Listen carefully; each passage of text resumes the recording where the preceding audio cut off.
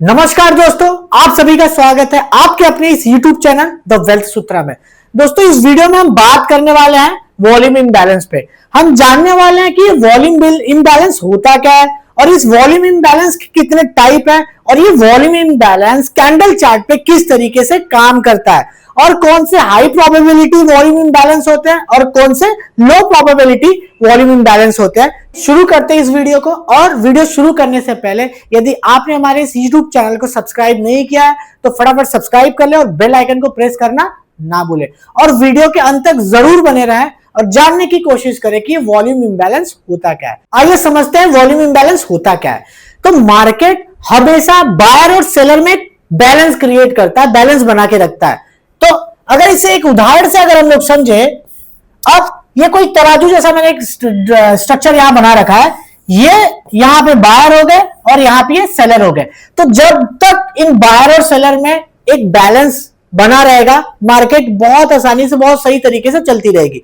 But जब भी कभी इन बायर और इन सेलर में कभी भी इम्बैलेंस क्रिएट होगा, इम्बैलेंस का मतलब है कि बायर सेलर की तुलना में अधिक हो गए या फिर कभी सेलर बायर की तुलना में अधिक हो गए, तो वही क्रिएट होता है मार्केट में इम्बैलेंस। जब भी मार्केट में कभी भी इम्बैलेंस क्रिएट होता है तो मार्केट उस इम्बैलेंस को फुलफिल करने जरूर आती है। तो आइए हम लोग समझे कि मार्केट उस वॉल्यूम इम्बैलेंस को फुलफिल करने क्यों आती है। तो अब मान लेते हैं कि आज 330 कोई स्टॉक की प्राइस है, आज एक कैंडल यहां पे क्लोज करता है और मॉर्निंग में इस किसी पर्टिकुलर स्टॉक में एक वॉल्यूम इम्बैलेंस क्रिएट होता है, मतलब बायर सेलर की तुलना में ज्यादा हो गए। तो जब बायर ज्यादा हो जाएंगे तो यहां पे मार्केट क्रिएट करती है एक गैप, इन दोनों कैंडल के बीच में एक गैप क्रिएट करती है और इस गैप को मार्केट फुलफिल करती है। क्यों? क्योंकि जब ये गैप क्रिएट होती है तो मार्केट एल्गोरिदम यहां की प्राइस को कैच नहीं कर पाता है और बहुत सारे बड़े बायर्स जो इस गैप में अपनी बाइंग ऑर्डर लगा के रखते हैं, उनके ऑर्डर्स एग्जीक्यूट, मतलब कि मार्केट इस गैप की प्राइस को देखा ही नहीं मार्केट ने, और बहुत सारे बायर्स के ऑर्डर यहां पे मिस हो जाते हैं। तो इसलिए उन ऑर्डर्स को लेने के लिए मार्केट यहां पे एक बारी जरूर आती है। तो इस तरीके का जब भी गैप अप क्रिएट करके कोई वॉल्यूम इम्बैलेंस क्रिएट होता है तो उसे हम लोग बोलते हैं बुलिश वॉल्यूम इम्बैलेंस। और इसी तरीके से एक वॉल्यूम इम्बैलेंस बेरिश भी क्रिएट हो सकता है। जब सेलर बायर की तुलना में ज्यादा हो जाए तो मार्केट हमेशा नेक्स्ट डे गैप क्रिएट करती है, वो भी डाउन साइड में। आप देख सकते हैं यहां पे, इसे हम लोग बोलते हैं बेयरिश वॉल्यूम इम्बैलेंस, इसे हम लोग बोलते हैं बुलिश वॉल्यूम इम्बैलेंस। और इस तरीके का इम्बैलेंस हमें अक्सर डेली के चार्ट पैटर्न में बहुत ही क्लियरली दिखाई देता है। ठीक है, तो आइए हम समझते हैं कि वॉल्यूम इम्बैलेंस कितने टाइप के होते हैं और वॉल्यूम इम्बैलेंस की हम लोग मार्किंग किस तरीके से करते हैं। ठीक है, अब हम लोग अगर चले तो हम लोग देख सकते हैं कि यहाँ पे टाइप्स ऑफ गैप की वजह से वॉल्यूम इम्बैलेंस को हम लोग दो तरीके से हम लोग डिवाइड करते हैं। एक होता है वॉल्यूम गैप, एक होता है वैक्यूम गैप। गैपिंग तो दोनों जगह है बट दोनों में कुछ तो फर्क है। इस फर्स्ट वाले गैप में देख रहे हैं। अब इस गैप को देखने के पहले अगर हम लोग यहां पे देखें तो बायर और सेलर्स में जो भी बैलेंस था, यहां पे जब तक बैलेंस ठीक ठाक था तब तक हर कैंडल की ओपनिंग क्लोजिंग जहां से हो रही है उसी हिसाब से चल रही थी। अब अचानक से यहाँ पे गैप अप क्रिएट हुआ अगर इन दोनों कैंडल के बीच में, तो जरूर यहाँ पे बायर और सेलर्स के बीच में एक इम्बैलेंस क्रिएट हुआ होगा। अब इस गैप को देख रहे हैं, इस गैप क्रिएट करने के बाद यहाँ पे दोनों कैंडल्स के बीच इस गैप को क्या कर रही है, ओवरलैप कर रही है। जब भी कभी किसी गैप में दोनों कैंडल की विक ओवरलैप करे तो हम लोग उसे बोलते हैं वॉल्यूम गैप। अब गैप तो यहां भी क्रिएट है बट आप देख सकते हैं कि इस गैप में एक फर्क है। यहां पे गैप है लेकिन विक एक दूसरे को ओवरलैप नहीं कर रही है और इस गैप की मार्किंग भी दोनों में अलग है। देखो यहाँ पे बॉडी टू बॉडी गैप है। जब भी ओवरलैप करे तो हमें क्या करना चाहिए, प्रीवियस कैंडल के बॉडी के हाई और नेक्स्ट कैंडल जो गैप क्रिएट कर रही है उसके बॉडी के लो पे हम लोग मार्किंग करते हैं, वो हो जाती है वॉल्यूम गैप। वैक्यूम गैप में हम लोग विक टू विक मार्क करते हैं। इस कैंडल के विक के हाई को लेते हैं और अगली कैंडल के विक के लो को लेते हैं, इसे हम लोग बोलते हैं वैक्यूम गैप। और इस जो भी क्रिएट कर रहा है इसे हम लोग बोलते हैं बुलिश वॉल्यूम इम्बैलेंस। इसी तरीके से बेयरिश वॉल्यूम इम्बैलेंस भी क्रिएट होता है। बेयरिश वॉल्यूम इम्बैलेंस में भी दो टाइप होता है, वॉल्यूम गैप और वैक्यूम गैप। यहाँ पे भी ओवरलैप करेगी, बॉडी टू बॉडी मार्किंग होती है। जब भी वैक्यूम टाइप का गैप क्रिएट करती है तो यहाँ पे विक टू विक मार्किंग होती है। तो दोस्तों आप सभी को क्या लग रहा है कि सभी वॉल्यूम इम्बैलेंस एक जैसे ही काम करते हैं? तो ऐसा नहीं है, अलग अलग जगह पे अलग अलग तरीके से वॉल्यूम इम्बैलेंस काम करते हैं। किसी वॉल्यूम इम्बैलेंस की काम करने की एक्यूरेसी अच्छी होती है, किसी की लो एक्यूरेसी होती है। तो हाई एक्यूरेसी और लो एक्यूरेसी कहां पे होती है, आइए हम लोग उसको समझने की कोशिश करते हैं।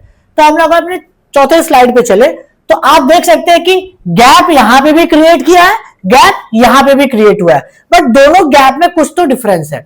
आप इस गैप को देखेंगे और इसके लेफ्ट साइड पे अगर आके देखें हम लोग, ये गैप क्रिएट हुआ है तब इसके पीछे यहां पे एक अच्छी सी हमें सप्लाई जोन दिखाई दे रही है। जब भी कोई भी गैप किसी भी अपने एक हडल को ब्रेक करके क्रिएट होती है तो वैसी गैप की चलने की प्रोबेबिलिटी हाई होती है। अब यहां पे आप देख सकते हैं कि ये गैप तो क्रिएट हुआ है बट इसके लेफ्ट साइड में हमें कोई भी हडल दिखाई नहीं दे रहा है। वो हडल क्या हो सकता है? या कोई सप्लाई जोन हो सकता है, या फिर एक कोई स्विंग हो सकती है, या फिर कोई एक रेजिस्टेंस एरिया होता है। अगर इन तीनों हडल्स को ब्रेक करके कोई गैप क्रिएट होता है तो उस गैप की, उस वॉल्यूम इम्बैलेंस की मार्केट में काम करने की संभावना अधिक हो जाती है। तो आइए इस वॉल्यूम इम्बैलेंस को हम लोग चार्ट पैटर्न पे देखें और समझने की कोशिश करें कि वॉल्यूम इम्बैलेंस किस तरीके से काम करता है और हमें किस वॉल्यूम इम्बैलेंस पे काम करना चाहिए और किस वॉल्यूम इम्बैलेंस पे काम नहीं करना चाहिए। आइए दोस्तों, तो हम लोग समझने की कोशिश करते हैं, चार्ट पैटर्न पे चलते हैं। तो आप सभी के सामने पहला स्टॉक मैंने लगा रखा है अडानी पोर्ट। अब अडानी पोर्ट में आप सभी देख सकते हैं कि यहां पे मैंने एक मार्किंग कर रखी है वॉल्यूम इम्बैलेंस की। अब इस वॉल्यूम इम्बैलेंस में क्या कुछ है, और यहां पे मैंने लिख रखा है कि ये हाई प्रोबेबिलिटी वॉल्यूम इम्बैलेंस है। आप देखिए सभी, यहां पे इन दोनों कैंडल के बीच में एक गैप क्रिएट होता है और मैंने लिखा हाई प्रोबेबिलिटी गैप। क्यों? अब जब ये गैप क्रिएट हुआ तो आप सभी देख सकते हैं ये गैप क्रिएट होने के पहले यहां पे एक हडल था। यहां पे इस हडल को इस गैप ने क्या किया है? ब्रेक किया। इस हडल को नहीं, यहां पे भी एक स्विंग आया। ये गैप क्रिएट करने के बाद इस मूवमेंट ने इन सारे हडल को ब्रेक कर दिया है। तो इससे हमें समझ में आता है कि यहां पे जो वॉल्यूम इम्बैलेंस, जो गैप क्रिएट हुआ है, उसके चलने की संभावना मार्केट में अधिक है। अब इस वॉल्यूम इम्बैलेंस को प्राइस ने एक बार भी रिटेस्ट नहीं किया, ये पूरा फ्रेश जोन है। तो आप इसे नोट डाउन भी कर सकते हैं और आपने देखना होगा प्रैक्टिकली कि जब प्राइस इस वॉल्यूम इम्बैलेंस में आती है तो किस तरीके से काम करती है। आइए हम लोग अपने दूसरे स्टॉक में चलते हैं और देखते हैं कि वॉल्यूम इम्बैलेंस किस तरीके से हमें दिखाई दे रहा है। दूसरा स्टॉक है अपना अपोलो हॉस्पिटल। अपोलो हॉस्पिटल में भी आप देख सकते हैं यहां पे मैंने दो तरीके के वॉल्यूम इम्बैलेंस मार्क किए हुए हैं।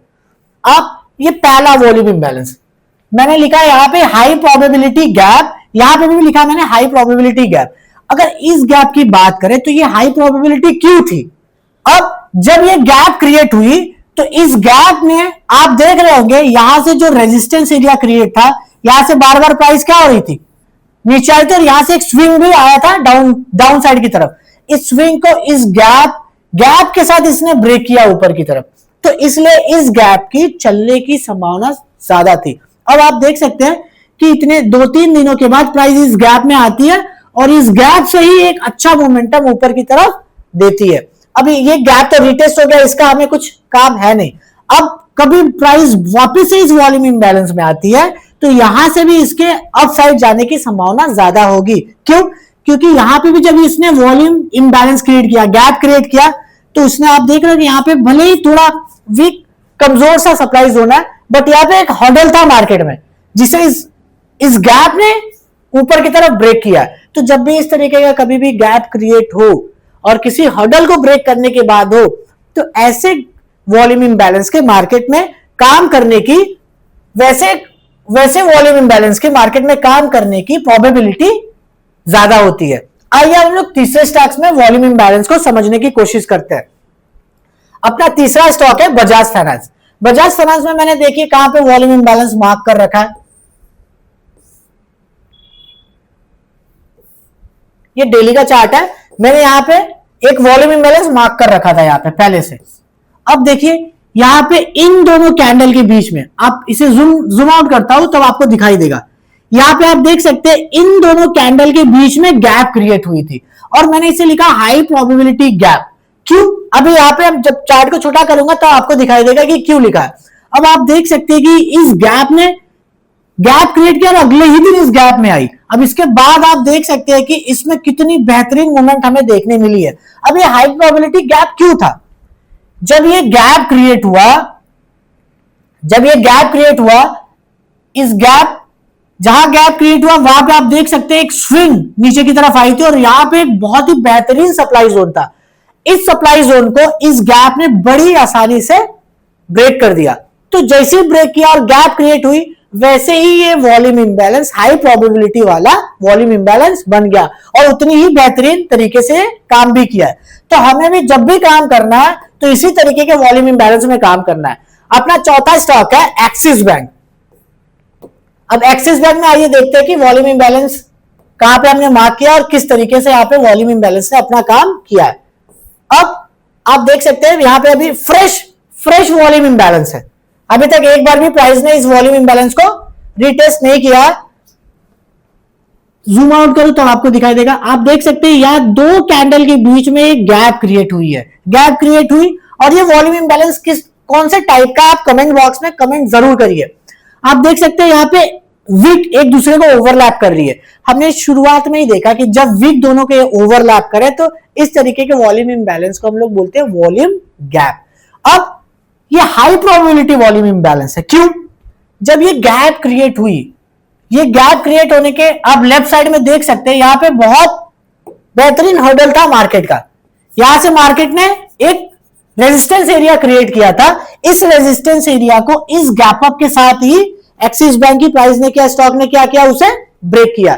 जैसे ही ब्रेक किया वैसे ही वॉल्यूम इंबैलेंस एक हाई प्रोबेबिलिटी वाला वॉल्यूम इंबैलेंस बन गया और ये पूरा फ्रेश है। एक दो दिन में जब भी प्राइस इस वॉल्यूम इंबैलेंस में आती है तो आप सभी को जरूर ध्यान देना है कि ये किस तरीके से अपना वॉल्यूम इंबैलेंस काम मार्केट में करता है। अपना अगला स्टॉक है इन्फोसिस। अब देखते हैं इन्फोसिस में क्या कुछ यहां पे हमें दिखाई दे रहा है। हम सर्च करते हैं इन्फोसिस में। अब तक तो हमने बुलिश इंबैलेंस देखा है। इन्फोसिस में हम लोग देखते हैं बेरिश वॉल्यूम इंबैलेंस किस तरीके से काम करता है। यहां पे आप देख सकते हैं कि इन्फोसिस का चार्ट ओपन है। अगर इसे मैं जूम आउट करूं तो आपको दिखाई देगा यहां पे इन दो कैंडल के बीच में एक गैप क्रिएट था। मैंने इन गैप को मार्किंग किया और मैंने यहां पे लिखा हाई प्रोबेबिलिटी गैप। ये हाई प्रोबेबिलिटी गैप क्यों है? देखिए, जब ये गैप क्रिएट हुई तो इस गैप ने यहां पे एक रैली बेस रैली का डिमांड जोन था। ये देखिए यहां पे एक रैली बेस रैली का एक यहां पे बेहतरीन डिमांड जोन था। इस डिमांड जोन को इस गैप की वजह से जहां पे ये गैप क्रिएट हुई है, इस गैप ने बहुत ही आसानी से ब्रेक किया। इसीलिए जब यहां पे गैप क्रिएट हुई तो ये मेरे लिए बन गई हाई प्रोबेबिलिटी गैप। आप देख सकते हैं इस अप ट्रेंडिंग मार्केट में भी प्राइस इस जोन को जैसे ही टच करती है वहां से रिजेक्शन लेना शुरू करती है। तो ये बेयरिश वॉल्यूम इंबैलेंस, वो भी हाई प्रोबेबिलिटी वाला वॉल्यूम इंबैलेंस, इसी तरीके से मार्केट में काम करता है। और इसी सेटअप पे मैंने अपने कल के ट्रेड सीरीज में मैंने एक स्टॉक दिया था द इंडियन होटल। उसमें भी मैंने बेयरिश वॉल्यूम इंबैलेंस पे के सेटअप पे मैंने एक ट्रेड बनाई थी। और मैंने, अगर आपने वीडियो नहीं देखी है तो कल के ट्रेड सीरीज के दूसरी वीडियो में आप जाके देखिए तो आपको दिखाई देगा कि मैंने द इंडियन होटल में ट्रेड क्यों दी है और वो किस तरीके से मार्केट में काम कर रहा है। ठीक है, तो द इंडियन होटल सर्च करते हैं यहां पे और देखते हैं कि किस तरीके से काम किया उसने।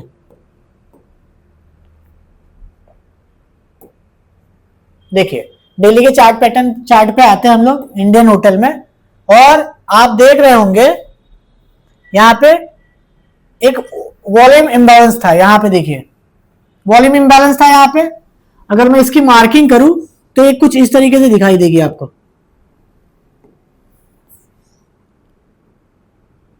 और आप वीडियो जाके चेक करेंगे तब ये कैंडल बनी नहीं थी, ये दोनों कैंडल क्रिएट करा था और यहां पे वॉल्यूम इंबैलेंस बना था। और मैंने वीडियो बनाई कि जब भी प्राइस इस वॉल्यूम इंबैलेंस में पहुंचेगा तो वहां से एक रिजेक्शन हमें डाउन साइड की तरफ देखने जरूर मिलेगा। तो आप देख सकते हैं कि प्राइस जैसे ही वॉल्यूम इम्बैलेंस में पहुंची और वहां से उसने रिजेक्शन देना शुरू करा है। अगर आपने वीडियो अभी तक नहीं देखी है तो आप कॉर्नर में देख सकते हैं, आई बटन दिख रहा होगा, वहां पे क्लिक करेंगे तो आपको वीडियो की लिंक वहां पे मिल जाएगी और वीडियो के डिस्क्रिप्शन में भी वीडियो की लिंक हम लोग आपके साथ शेयर कर देंगे। अब हम चलते हैं अपने नेक्स्ट टॉक पे। अब बहुत सारे अब तक तो हम लोगों ने बातें कर ली कि हाई प्रोबेबिलिटी गैप वाला कौन सा वॉल्यूम इम्बैलेंस है, तो हम बातें कर लेते कि लो प्रोबेबिलिटी वाले गैप को हम कैसे पहचानेंगे और वो कैसे, अगर किन पे काम नहीं करना है हमें। अब हम लोग अगर एसबीआई के चार्ट पे जाते हैं तो हमें दिखाई देगा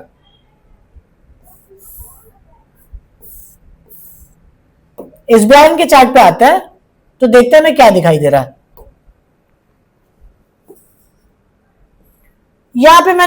यहां पे आप देख सकते हैं कि दो कैंडल के बीच में गैप है और मैंने यहां पे लिखा है लो प्रोबेबिलिटी गैप। तो ऐसा क्यों है? जाहिर सी बात है कि लेफ्ट साइड में इसने किसी भी हडल को ब्रेक नहीं किया होगा, इसलिए ये बन रही है अपनी लो प्रोबेबिलिटी गैप। क्यों? अब यहां पे आप ध्यान से देखिए, यहां पे मार्केट एक रेजिस्टेंस एरिया क्या किया है, क्रिएट किया है। बार बार प्राइस यहां से क्या हो रही है, नीचे की तरफ रिएक्ट कर रही है। अब यहां पे वॉल्यूम इम्बैलेंस तो क्रिएट हुआ, बट इस कैंडल ने अभी तक इस रेजिस्टेंस को ब्रेक नहीं कर पाई है, दोबारा यही से रिजेक्ट कर रही है नीचे की तरफ।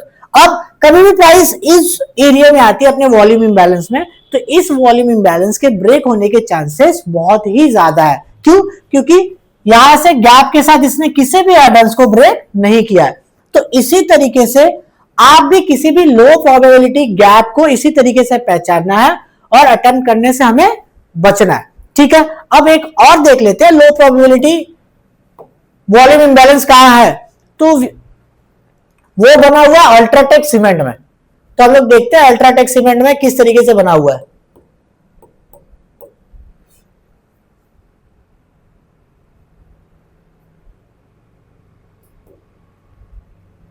ठीक है, ये अल्ट्राटेक सीमेंट का चार्ट आपके सामने लगा हुआ है। यहां पे एक वॉल्यूम इम्बैलेंस, यहां पे वॉल्यूम इम्बैलेंस देखे, ये दोनों कैंडल्स दिखाई दे रही है आप सभी को। इसे जूम आउट करता हूं तब आप सभी को दिखाई देगा। यहां पे दो कैंडल्स के बीच में गैप क्रिएट किया है। अगर हम इसे मार्क करें तो कुछ इस तरीके से मार्किंग होगी और ये लो प्रोबेबिलिटी गैप है, वॉल्यूम इम्बैलेंस है। क्यों है? आइए हम लोग समझने की कोशिश करते हैं। गैप तो क्रिएट हुआ है, यहां से बहुत अच्छी मूवमेंट भी आई है, बट इस मूवमेंट ने अभी तक कुछ भी अचीव नहीं किया। अचीव करने का मतलब है कि इसने अब तक यहां पे एक रेजिस्टेंस एरिया क्रिएट किया है, अभी तक उस रेजिस्टेंस एरिया को ब्रेक नहीं कर पाया है। तो इसलिए ये लो प्रोबेबिलिटी गैप एरिया कहलाएगा और इस गैप को हमें कभी भी ट्रेड नहीं करना है। ऐसे गैप को हमें ट्रेड करने से बचना है। तो ये कुछ एरिया, बहुत सारे एग्जांपल्स मैंने बताया जिस तरीके से आप हाई प्रोबेबिलिटी गैप और लो प्रोबेबिलिटी गैप को आप बहुत ही आसानी से समझ सकते हैं और इससे आप अपने ट्रेडिंग सेटअप में इसे आप यूज कर सकते हो और देखोगे कि कितनी बेहतरीन तरीके से काम करेगी। दोस्तों, तो हम इस वीडियो को यहीं पे समाप्त करते हैं और वीडियो आपको अच्छी लगी हो तो जितने ज्यादा से ज्यादा लोगों तक आप शेयर कर सकते हैं, आप लोगों तक शेयर करिए। और अभी तक भी अगर आपने हमारे YouTube चैनल को सब्सक्राइब नहीं किया है तो फटाफट सब्सक्राइब कर ले और बेल आइकन को प्रेस करना ना भूले और लाइक भी जरूर करें। धन्यवाद दोस्तों।